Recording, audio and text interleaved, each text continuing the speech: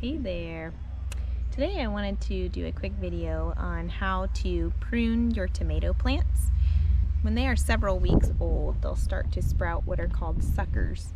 And these suckers you can leave on, or you can clip them off and create more tomato plants.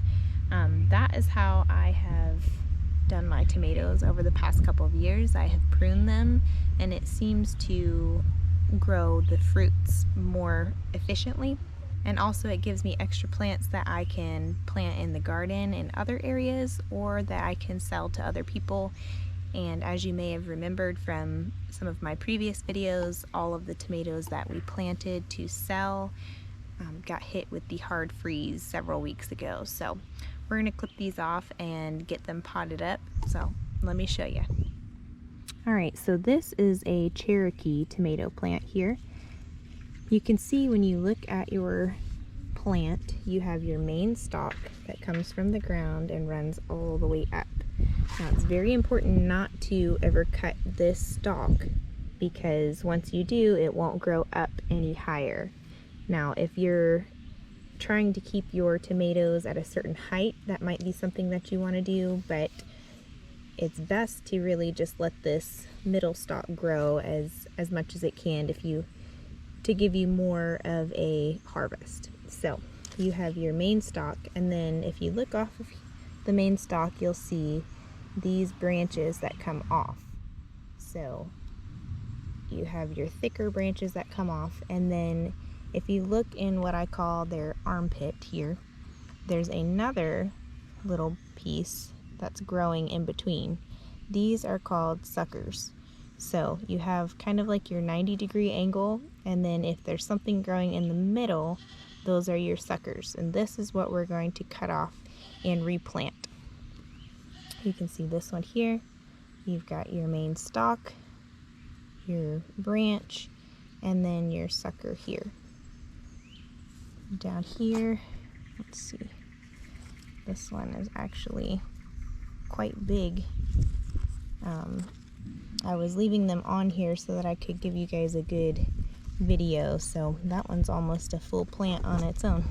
So what you need are some super sharp gardening shears. These by Fiskars are actually a good needle nose set that works really well for stuff like this. They're very precise and very sharp, and that's what you want. You don't want to rip your stalk, because that can cause diseases to get into your plant, which is the last thing that we want. So we're just going to take these trimmers and get as close as we can to the stalk without cutting the stalk, and just cut off those suckers.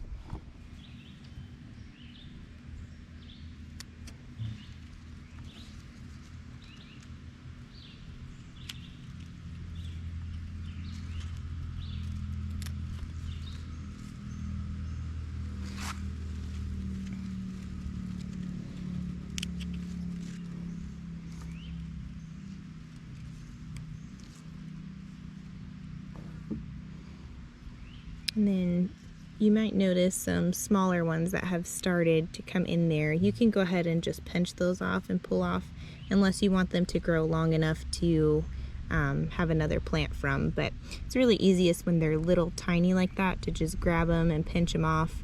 If you're wanting to grow them out for sake of creating more tomato plants, then you would let them grow a little bit. But I don't really need all that many, so I'm just going to clip the bigger ones and pinch the small ones.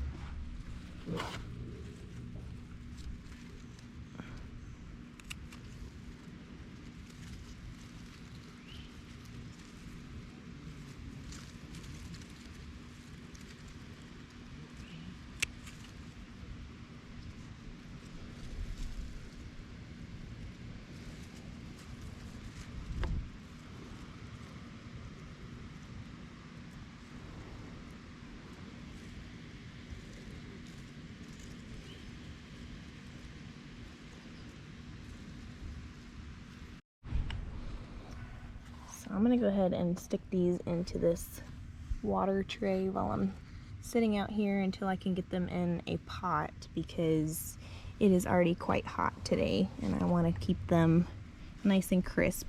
We don't want them to start getting wilted.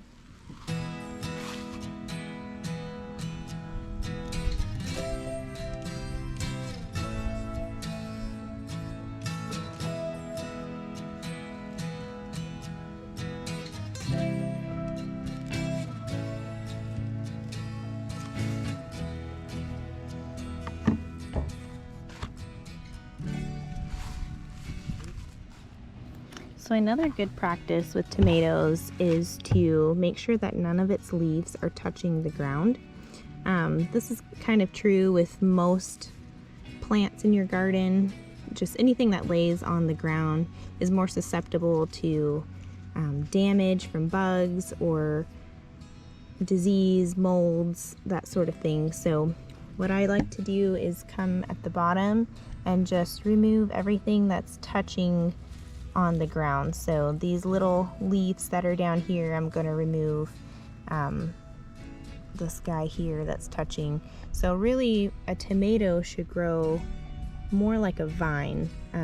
There are different varieties. This is an indeterminate variety, so this tomato plant can grow up to 9 feet. So we want to encourage it to grow more like a vine rather than a bush, because if you can imagine, 9 feet of bush would take over this entire garden. So we're just going to train it that way. We're going to remove all things at the bottom touching the ground right now. And as it starts bearing fruit, once these limbs down here are done bearing fruit, then we'll remove them as this continues to grow up and up, because all of the life is going to be towards the top of this vine rather than the bottom. So that's what I'm going to do today. I'm going to remove my suckers and the limbs that are touching the ground. And if the limbs are good and healthy looking, you probably could stick them in some soil and water and test them out and see if they grow as well. I have not tried that yet. I typically just replant my suckers and go from there.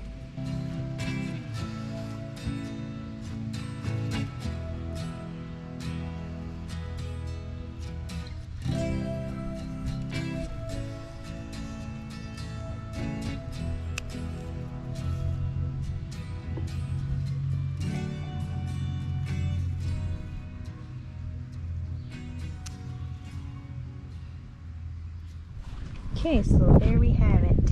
You can see the bottom is all nice and cleaned up. There's nothing laying on the ground. It's more of a vine-like structure. All of our suckers have been clipped off, except that one. Now all of our suckers have been clipped off. So a nice clean bottom.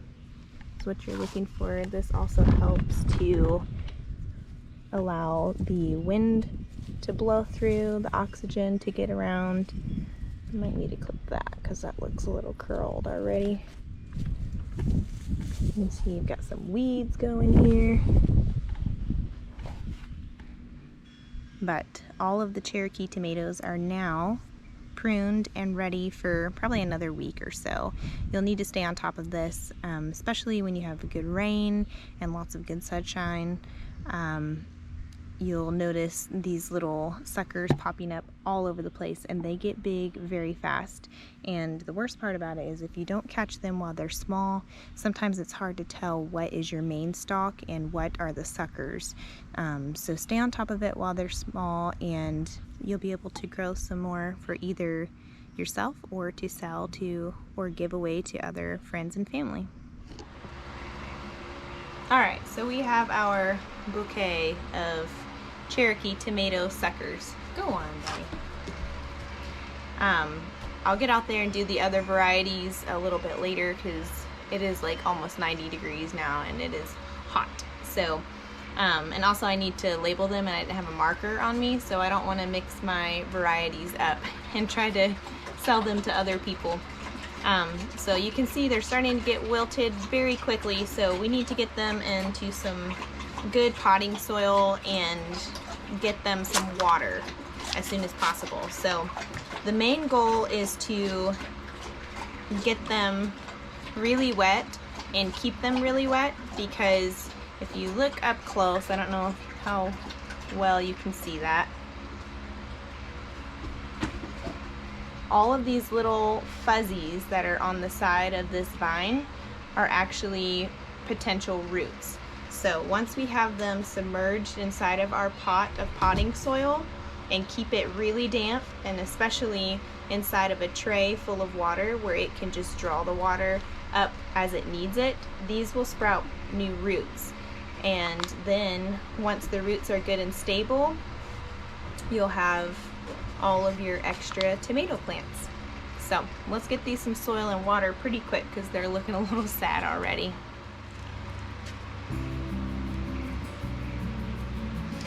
So with ones like this that have several sprouts all up the stem, I just like to go ahead and clip these off because I want to completely submerge this stem into the potting soil. So we want to remove any of the branches that are sitting a little bit too low that would be completely topped with soil. It's not a huge deal if they're left on there, but I just go ahead and punch them off so that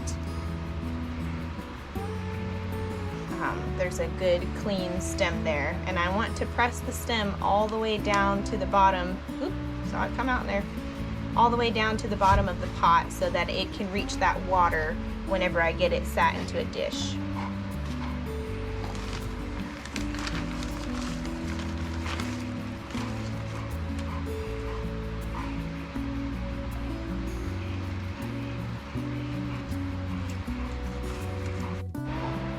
So for some of your smaller suckers that you took off, you might notice that they get completely submerged inside of the pot where the leaves are just barely sticking out, and that's totally okay, not a big deal.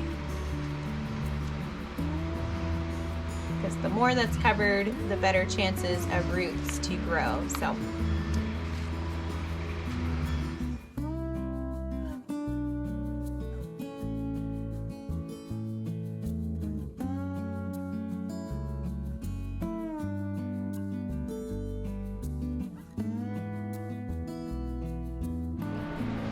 So there we have it. We have 18 more tomato plants, just like that.